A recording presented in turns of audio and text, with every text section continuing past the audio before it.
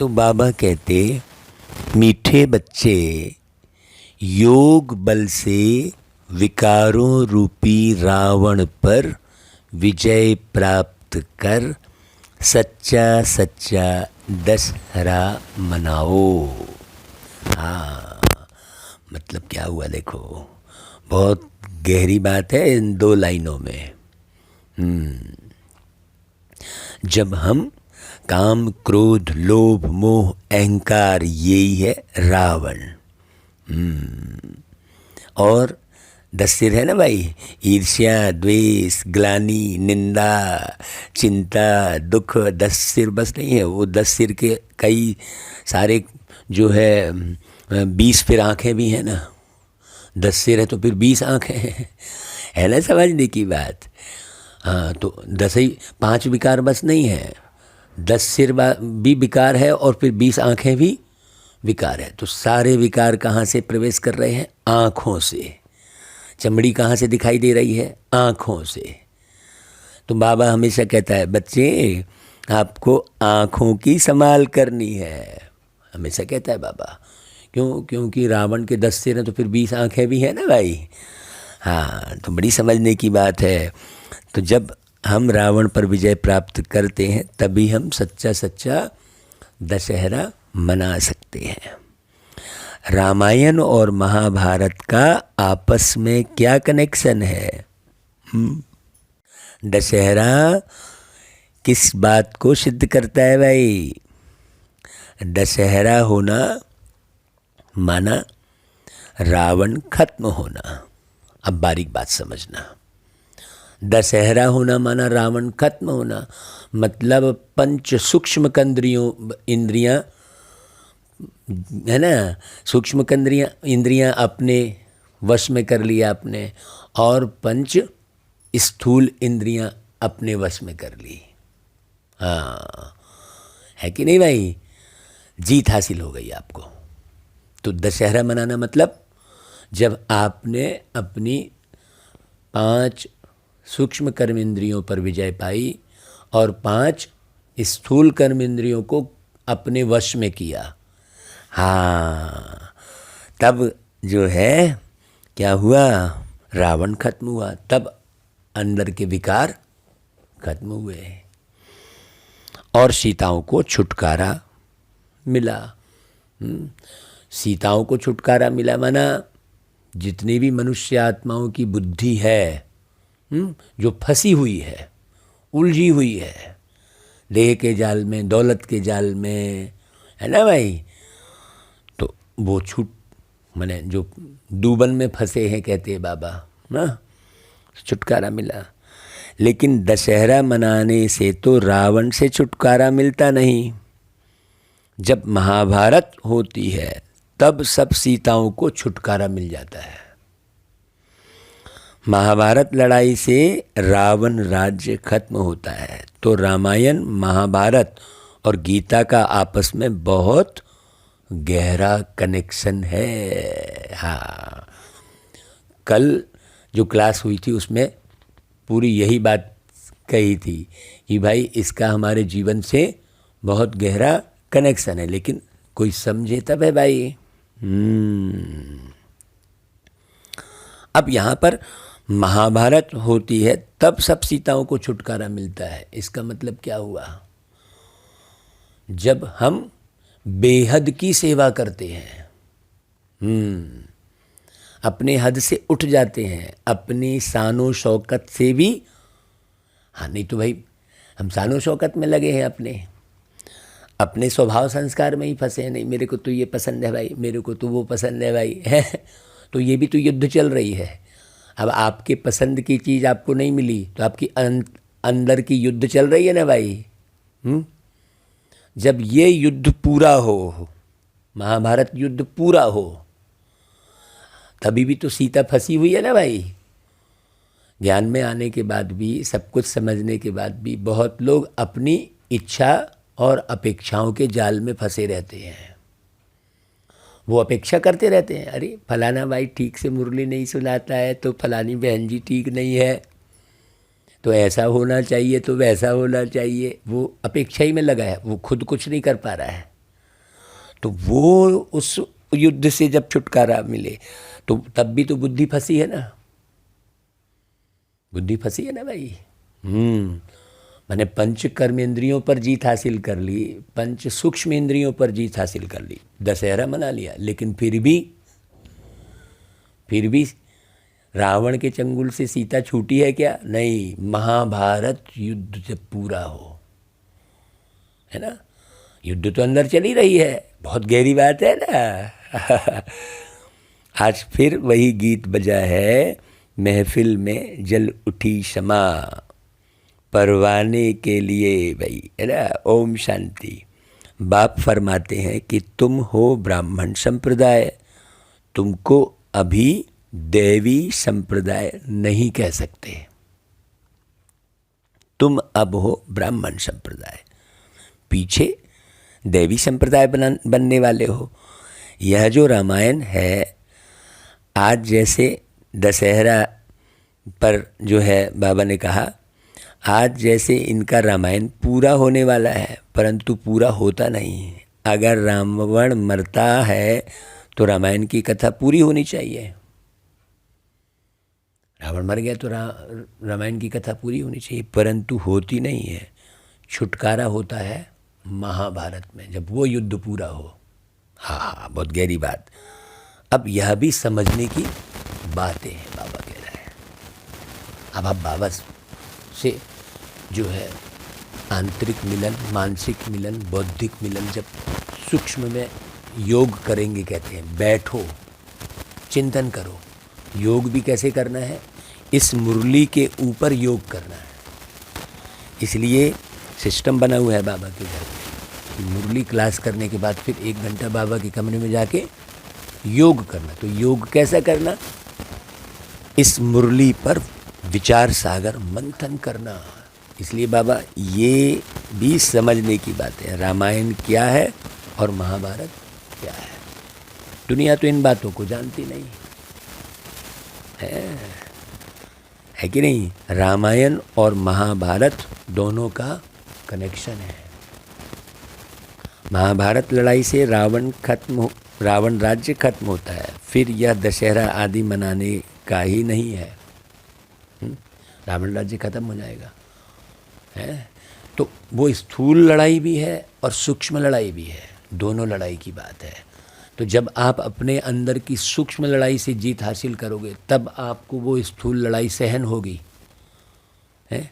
स्थूल लड़ाई में भी पूरे सब जाएंगे, सारे देह खत्म हो जाएगी, अणु परमाणु बम का जो युद्ध चलेगा, तब फिर अब तुमने तो जीत हासिल कर ली, ढेर सारे लोग नहीं हासिल किए हैं अपनी कर्मेंद्रियों पर, तो वो तो तुम्हें डिस्टर्ब करेंगे ना भाई। तो कहाँ से राम राज्य स्थापित होगा? तो जो अपनी कर्मेंद्रियों पर जीत हासिल नहीं किया है, उनको तो हटाना ही पड़ेगा ना इस दुनिया से। लेकिन उनको इस दुनिया से कब हटाएंगे? जब जीते हुओं की संख्या प्रॉपर वे में सेट हो जाएगी, तब उनको हटाएंगे। महाभारत युद्ध तभी छिड़ेगा भाई, नहीं तो वो युद्ध रुका हुआ है, उसी को कहते हैं विनाश रुका हुआ है। शरीरों को अलग करना पड़े ना, है, बहुत गहरी बात है। तो शरीरों से आत्मा को अलग करने के पहले हमको इस ज्ञान योग को पूरे संसार में प्रत्येक आत्मा तक पहुंचाना अनिवार्य है। क्यों? क्योंकि शरीर से अलग होने के बाद जो वो आत्मा है वो उसी स्वभाव संस्कार में रहेगी, वो तो जाएगी ही नहीं परम धाम, तो तुम्हें और डिस्टर्ब करेगी वो। तो सेवा कितनी करनी है सोचो, कितनी करनी है सेवा, कितनी आत्माओं तक ये बात पहुंचानी है कि तुम एक आत्मा हो भाई, इतना ही तो समझ जाओ कम से कम। परम धाम तुम्हारा घर है भाई, तुमको घर जाना है, अभी घर जाने का समय है भाई। जो निर्माण में सहयोगी बनेगा वो सतयुग में आ जाएगा, और जो नहीं बनेगा वो परम धाम चला जाएगा। लेकिन परम धाम ले जाने का रास्ता भी तो आत्माओं को बताना पड़ेगा। तो कितनी मेहनत है। तो बाबा कहता है अभी तो टाइम है। गीता अथवा महाभारत भी है रावण राज्य को खत्म करने वाले, तो अभी तो टाइम है, तैयारी भी हो रही है। वह है हिंसक और तुम्हारी है अहिंसक। बहुत गहरी बात। वो हिंसक तैयारी चल रही है और तुम्हारी अहिंसक तैयारी चल रही। कितनी गहरी बात। वो अणु परमाणु बम की स्थापना जो है तैयारी हो रही है, जो सारे शरीर एक साथ ख़त्म होंगे। जब शरीर ख़त्म होंगे एक साथ तब तो वो असहाय होंगी ना, फिर किसके शरीर में घुसेंगी? तब तो उनको एहसास होगा ना, नहीं यार अब हमको परम धाम चलना है, अब यहाँ नहीं भटकना है।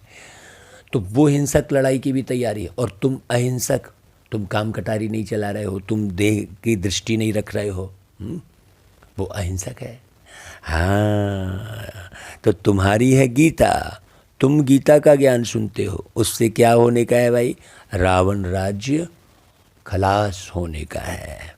वह भल रावण को मारते हैं परंतु राम राज्य तो होता नहीं ना। है बड़ी सूक्ष्म बात, मुरली साधारण नहीं है।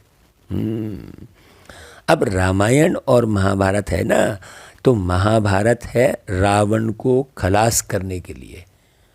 क्योंकि देखो रामायण में जो है रावण खत्म हो गया, उसके बाद की कहानी तो चली रही है ना। तो भाई कैसे चल रही है वो कहानी? बहुत गहरी बात है।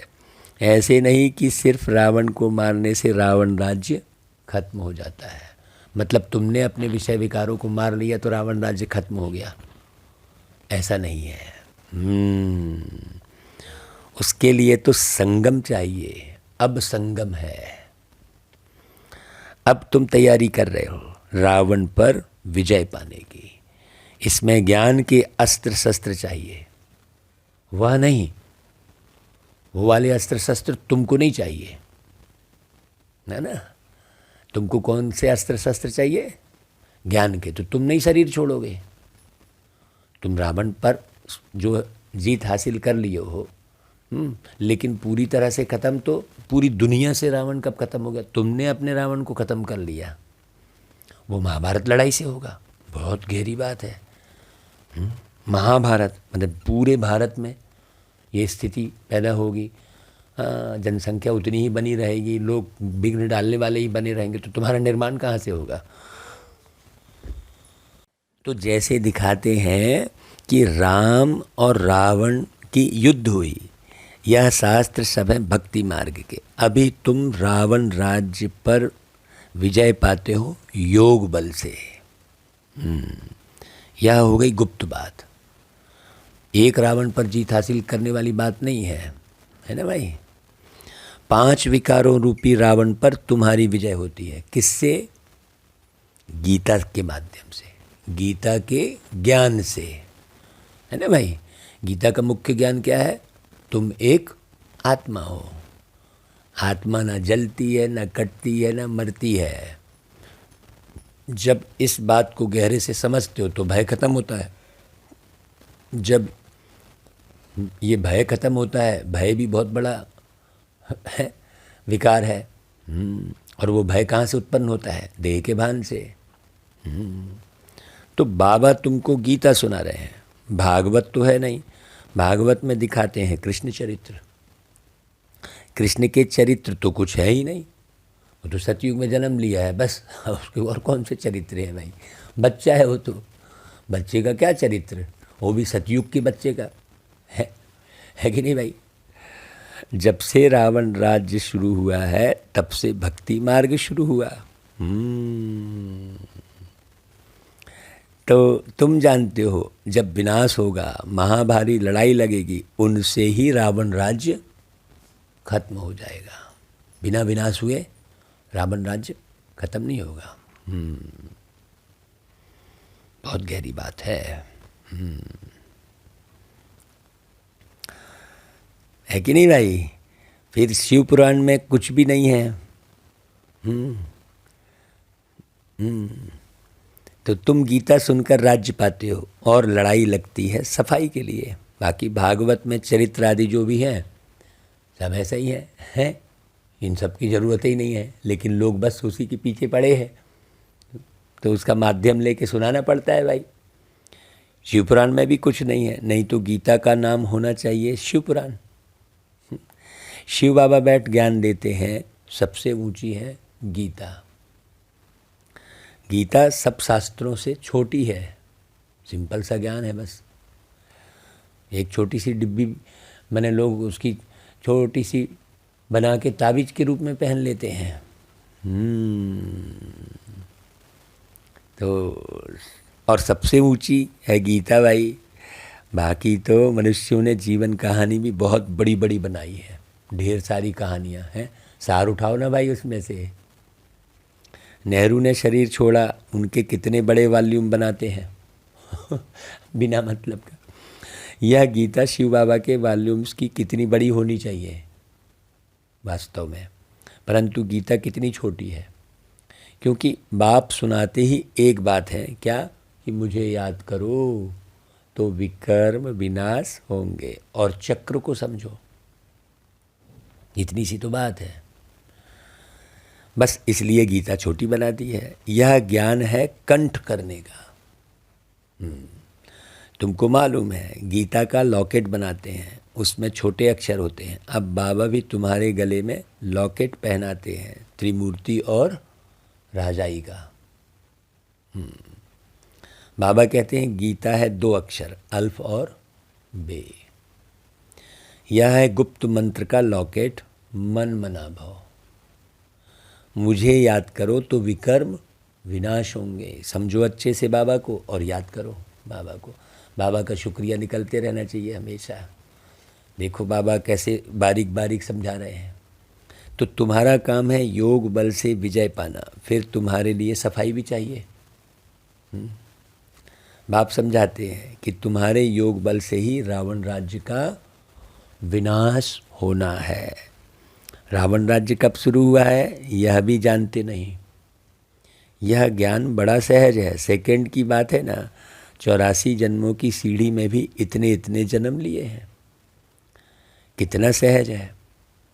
बाप है ही ज्ञान के सागर, ज्ञान सुनाते ही आते हैं।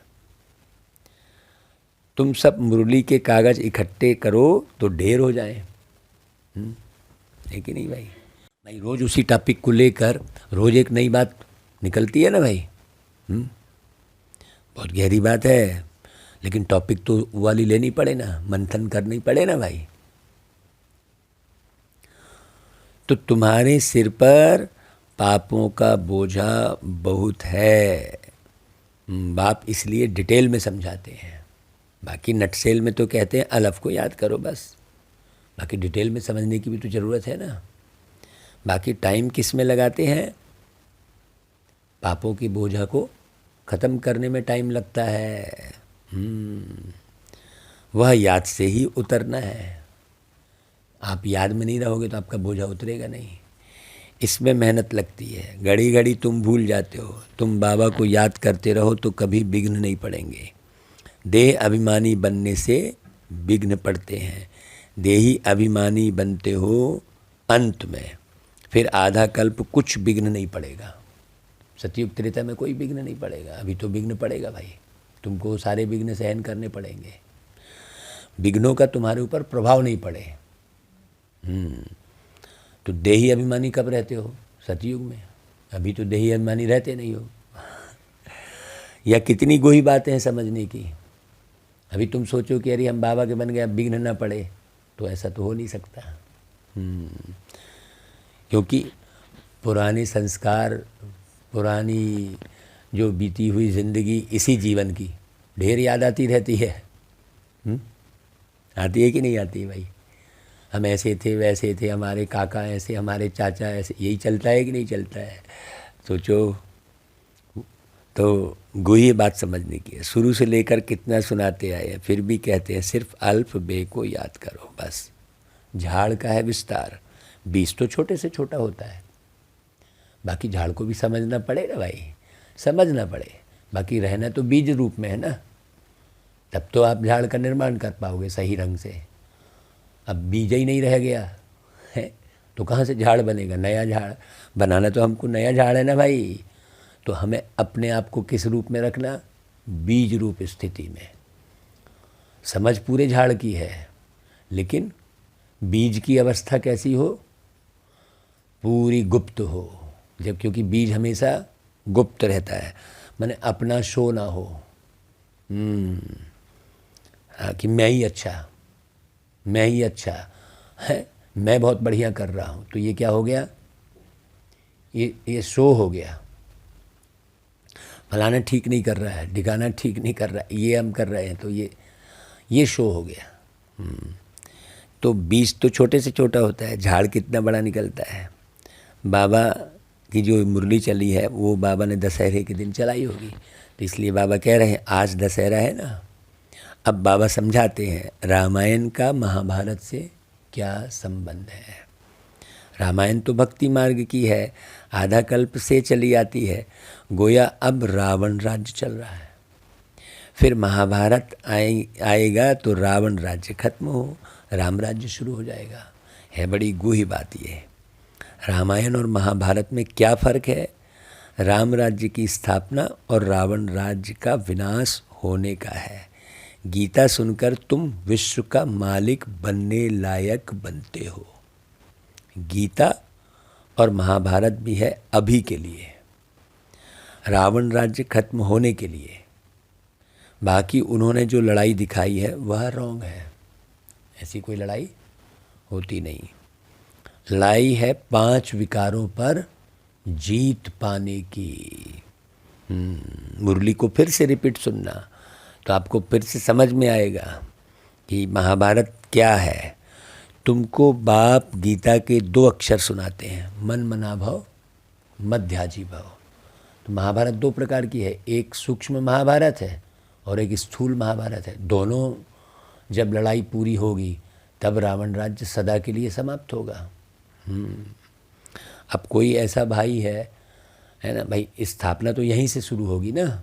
अब कोई ऐसा भाई है जो बचा लिया अपने आप को पूरे अणु परमाणु बम से, योग की ताकत से, समझदारी को बड़ा करके, लेकिन सूक्ष्म रावण पर विजय नहीं पाया, तो भी स्थापना नहीं होने वाली है। हाँ, वैसे तो बिना सूक्ष्म में जीत हासिल किए वो बच ही नहीं सकता। पहली बात तो वो तो घबरा के मर जाएगा। ज़रा सी घबराहट में देखो ब्लड प्रेशर बढ़ जाता है। ब्लड प्रेशर की बीमारी काहे से बढ़ रही है? घबराहट से, भय से। बिल्कुल एकदम राइट बात है। तो बच्चे समझते हैं, बरोबर गीता का एपिसोड चल रहा है, परंतु किसको कहेंगे? तो कहेंगे कृष्ण कहाँ है? तो बाबा की समझानी और भक्ति मार्ग के शास्त्रों में कितना फर्क है, यह कोई नहीं जानता कि यह रामायण क्या है और महाभारत क्या है। महाभारत लड़ाई के बाद ही स्वर्ग के द्वार खुलते हैं। बहुत गहरी समझने की बात है। इतनी गहरी समझ किसकी बुद्धि में आएगी भाई? जो बहुत विचार सागर मंथन करेगा। तो भाई मनुष्य तो यह समझेंगे नहीं, इसलिए तुम परिचय ही बाप का दो। बाप कहते हैं मामेकम याद करो। जब बाबा को याद करते रहेंगे तब बाबा का परिचय सही ढंग से दे पाएंगे। यह बाप सारी दुनिया के लिए कहते हैं। एक गीता को ही खंडन किया है। गीता का सभी भाषाओं में प्रचार है। तुम्हारे राज्य में भाषा ही एक होगी, वहाँ कोई शास्त्र पुस्तक आदि तो होंगे नहीं। वहाँ भक्ति मार्ग की कोई बात ही नहीं रहती। भारत का तैलुक है ही रामायण, महाभारत और गीता से। भगवान तो बच्चों को गीता सुनाते हैं जिससे तुम स्वर्ग के मालिक बनते हो। महाभारत लड़ाई जरूर लगनी चाहिए, जो पतित दुनिया पूरी खत्म हो जाए। बिना खत्म हुए कैसे स्थापना होगी? गीता से तुम पावन बनते हो। पतित पावन भगवान आते ही अंत में है। कहते हैं बच्चे, काम महाशत्रु है, इस पर मुख्य विजय पानी है। हाँ, काम विकार से कभी हार नहीं खानी है, इनसे बहुत नुकसान होता है। विकारों के पिछाड़ी बड़े बड़े नामी ग्रामी मिनिस्टर आदि भी अपना नाम बदनाम करते हैं। बहुत सारे हैं ना भाई। काम के पिछाड़ी बहुत खराब होते हैं। इसलिए बाप समझाते हैं। बाबा के पास जवान जवान बच्चे आते हैं। ऐसे बहुत हैं जो ब्रह्मचर्य में रहते हैं, सारी आयु शादी नहीं करते हैं। फीमेल्स भी होती है। नंस कब विकार में नहीं जाती, परंतु उनसे कोई प्राप्ति है नहीं।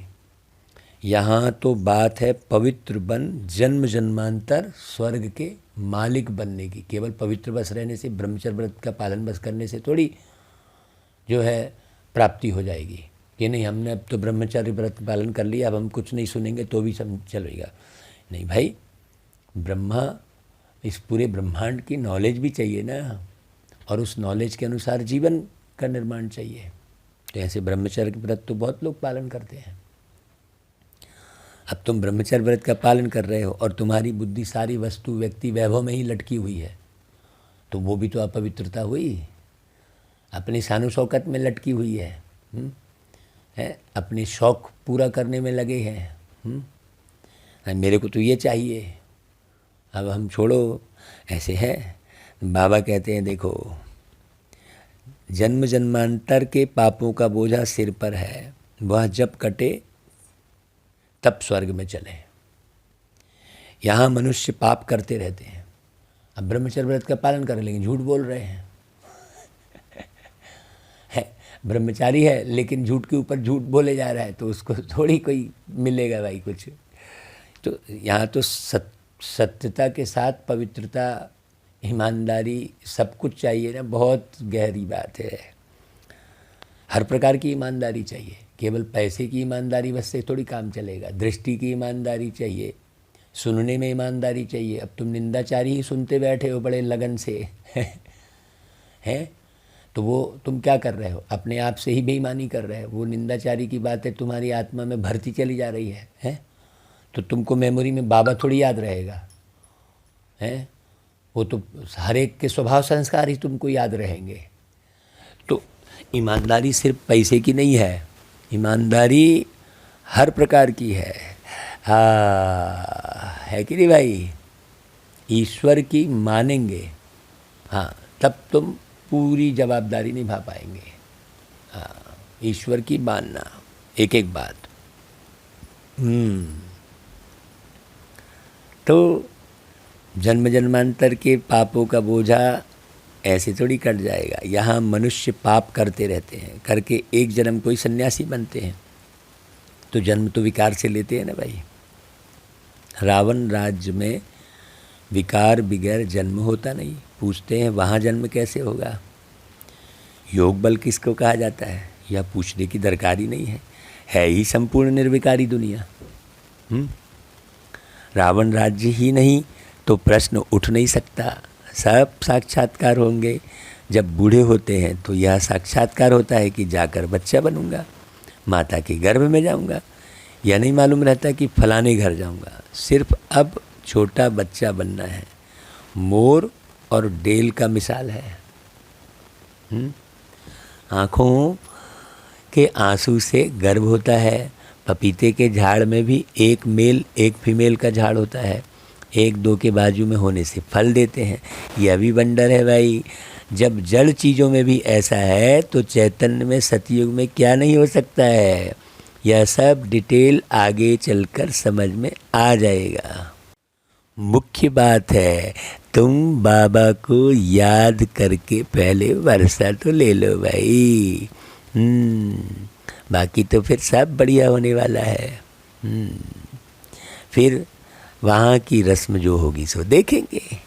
तुम योग बल से विश्व के मालिक बनते हो, तो बच्चा क्यों नहीं पैदा हो सकता भाई? ऐसे ऐसे प्रश्न बहुत पूछते हैं। फिर कोई बात में जवाब पूरा नहीं मिला तो गिर पड़ते। थोड़ी बात पर भी संशय आ जाता है। शास्त्रों में ऐसी कोई बातें हैं नहीं। शास्त्र है भक्ति मार्ग के। परमपिता परमात्मा आकर ब्राह्मण धर्म, सूर्यवंशी, चंद्रवंशी धर्म की स्थापना करते हैं। ब्राह्मण है संगम युगी। बाबा को संगम युग पर आना पड़ता है। पुकारते भी हैं, हे पतित पावन आओ। उस तरफ वाले कहते हैं, हे लिबरेटर, दुख से लिबरेट करो। अब दुख देते कौन है भाई? यह भी उन्हों को मालूम नहीं है। तुम जानते हो रावण राज्य खत्म होता है। तुमको बाबा राजयोग सिखलाते हैं। जब पढ़ाई पूरी होती है तब विनाश होता है, जिसका नाम महाभारत रखा है। महाभारत में रावण राज्य खत्म होता है। दशहरे में एक रावण को खत्म करते हैं। वह है हद की बातें और यह है बेहद की बातें। यह सारी दुनिया ख़त्म हो जाएगी तो इतनी छोटी छोटी बच्चियाँ नॉलेज कितना बड़ा ले रही हैं भाई। वह जिस्मानी नॉलेज जैसे घासलेट है और यह है सच्चा घी। तो रात दिन का फ़र्क है ना भाई। रावण राज में तुमको घासलेट खाना पड़ता है, आगे इतना सस्ता सच्चा घी मिलता था, फिर महंगा हो गया तो घासलेट खाना पड़ा। घासलेट माने तेल या गैस बिजली आदि पहले कुछ भी नहीं था। थोड़े ही वर्षों में देखो कितना फ़र्क पड़ा है। अभी तुम जानते हो सब खत्म होने वाला है। तो भाई हमको अपनी आदत बिल्कुल बदलनी चाहिए। तो शिव बाबा हमें लक्ष्मी नारायण जैसा बनने के लिए पढ़ा रहे हैं, है ना भाई। तो हमको लक्ष्मी नारायण बनने का लक्ष्य रखना है। तो यह नशा इन बाबा को तो बहुत रहता है भाई, ब्रह्मा बाबा को। बच्चों को माया भुला देती है। जब कहते हैं हम बाबा से वर्षा लेने आए हैं तो वह नशा क्यों नहीं चढ़ता। स्वीट होम स्वीट राजधानी भूल जाती है। बाबा जानते हैं जो जो हड्डी सर्विस करते हैं वही महाराजकुमार बनेंगे। भाई तुमको यह नशा क्यों नहीं रहता है? क्योंकि याद में नहीं रहते हैं, सर्विस में पूरा तत्पर नहीं रहते हैं। सर्विस में पूरा तत्पर नहीं रहते का मतलब क्या हुआ? पूरे ज्ञानी होकर सर्विस करना, पूरे योगी होकर सर्विस करना भाई। एक एक बात की गहरी समझ रख के सर्विस करना। तो कभी तो सर्विस में उछल पड़ते और कभी ठंडे हो जाते। यह हर एक अपने से पूछो, ऐसा होता है ना भाई। कभी कभी भूले भी हो जाती है, इसलिए बाबा समझाते हैं जबान बड़ी मीठी चाहिए। सबको राजी करना है, किसको आवेश ना आए। बाप कितने प्यार के सागर है भाई। अब गौ कोस बंद कराने के लिए कितना माथा मारते हैं दुनिया में। बाबा कहते हैं सबसे बड़ा कोष है काम कटारी चलाना। उसके बारे में किसी को मालूम भी नहीं है। पहले तो वह बंद करो, बाकी वह कोई बंद होने का नहीं है। हाँ, ये काम कटारी चलाना बंद करो। कितना माथा मारते हैं। यह काम कटारी दोनों को नहीं चलाना चाहिए, चाहे वो स्त्री हो या पुरुष। दोनों को काम कटारी नहीं चलाना चाहिए। कहाँ मनुष्यों की बात और कहाँ बाप की बात। सोचो, जो काम विकार को जीतेंगे वही पवित्र दुनिया के मालिक बनेंगे। अच्छा भाई, मीठे मीठे सिक्के लदे बच्चों प्रति माता पिता बाप दादा का याद प्यार और गुड मॉर्निंग। रूहानी बाप की रूहानी बच्चों को नमस्ते और हम रूहानी बच्चों की रूहानी माता पिता बाप दादा को याद प्यार गुड मॉर्निंग और नमस्ते। धारणा के लिए मुख्य सार है, पहली पॉइंट, बाप समान प्यार के सागर बनना है। कभी भी आवेश में नहीं आना है। अपनी जबान बड़ी मीठी रखनी है, सबको राजी करना है। दूसरी पॉइंट, हड्डी सर्विस करनी है। नशे में रहना है कि अब यह पुराना शरीर छोड़ जाकर प्रिंस प्रिंसेस बनेंगे। अच्छा भाई, फिर वरदान, सेवा की लगन द्वारा लौकिक अलौकिक प्रवृत्ति में परिवर्तन करने वाले निरंतर सेवाधारी भव। सेवाधारी का कर्तव्य है निरंतर सेवा में रहना, चाहे मनसा सेवा हो, चाहे वाचा व कर्मणा सेवा हो। सेवाधारी कभी भी सेवा को अपने से अलग नहीं समझते। जिनकी बुद्धि में सदा सेवा की लगन रहती है, उनकी लौकिक प्रवृत्ति बदलकर ईश्वरीय प्रवृत्ति हो जाती है। सेवाधारी घर को घर नहीं समझते, लेकिन सेवा स्थान समझ कर चलते हैं। सेवाधारी का मुख्य गुण है त्याग। त्याग वृत्ति वाले प्रवृत्ति में तपस्वी मूर्त होकर रहते हैं, जिससे सेवा स्वतः होती है। बहुत ऊंचा वरदान है, बहुत समझने के लायक है। तो घर गृहस्थी छोड़ना नहीं है, घर गृहस्थ में रहकर जीवन को कमल पुष्प समान बनाना है। भाई हम तो बड़े भाग्यशाली है जो घर गृहस्थ में रहकर बाबा न जाने कितनी सेवा करा रहे हैं, कभी भागवत के द्वारा, कभी जो है रामायण के द्वारा, तो कभी गीतों के द्वारा, तो कभी कुछ नई नई युक्तियाँ बाबा देते रह रहे हैं और खूब सेवा करा रहे हैं बाबा। तो पवित्र प्रवृत्ति मार्ग प्रत्यक्ष हो रहा है। लोगों को समझ में आ रहा है कि अरे गृहस्थ में रह के इतना अच्छा कार्य किया जा सकता है, घर गृहस्थी छोड़ने की आवश्यकता नहीं है। अच्छा भाई, फिर स्लोगन, अपने संस्कारों को दिव्य बनाना है तो मन बुद्धि को बाप के आगे समर्पित कर दो। भाई जितना भी ज्ञान आपकी बुद्धि में आ रहा है उस ज्ञान का घमंड नहीं करना चाहिए। अगर आपको ज्ञान का भी घमंड हो गया ना तो आप संस्कारों पर जीत हासिल नहीं करेंगे। हाँ, ज्ञान के घमंड से भी संस्कारों पर जीत हासिल नहीं हो पाती है। बहुतों को अपनी बुद्धि का घमंड हो जाता है। अरे भाई, बुद्धि देने वाले तो बाबा है, चाहे तुम सेवा कैसी भी युक्ति से कितना भी कर लो, लेकिन कराने वाले बाबा है। कराने वाले करा रहे हैं मीठे बाबा। तुमको बस अपना ख्याल ऐसा रखना है कि ज़रा भी आँख कहीं किसी भी देहधारी में ना डूबे। हाँ, क्योंकि यदि अवगुण का भी चिंतन चल रहा है तो भी तुम गए, और किसी के गुण का भी चिंतन चल रहा है, बड़ा वो महान नज़र आ रहा है वो व्यक्ति, तो भी तुम गए, क्योंकि गुणवान बनाया किसने? बाबा ने। तो किसी के गुणों को देखकर बाबा याद आए। उस व्यक्ति में न फंसे। हाँ, उनका सम्मान करो, उनको प्रेम करो, उनकी सेवा करो, लेकिन याद तो बाबा की आनी चाहिए भाई, कि भाई ऐसा बनाने वाला बाबा है, तो मैं भी बाबा के साथ जुड़कर जैसे ये गुणवान दिखाई दे रहा है भाई या बहन, वैसे ही मैं भी बन जाऊं। ये होना रहना चाहिए, है ना भाई? अच्छा भाई, ओम शांति।